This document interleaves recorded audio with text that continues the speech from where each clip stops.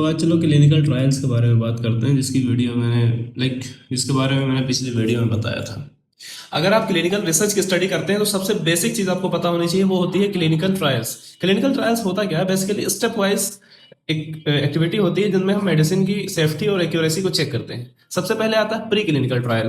Pre clinical trials में इंसानों को नहीं बल्कि जानवर को, या आपने सुना होगा कि जानवरों पर कोई एक्सपेरिमेंट्स किए जाते हैं, उनको देखा जाता है दवाई की इफेक्ट को देखने के लिए।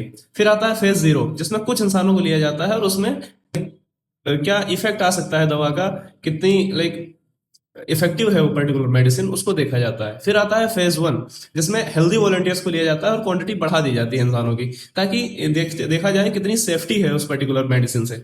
फिर आता है स्टेप थ्री, जिसमें जिस डिजीज के लिए वो मेडिसिन को बनाया गया है उस डिजीज वाले इंसानों को उसमें रिक्रूट किया जाता है, ताकि एक रियल डेटा हमारे सामने आ सके।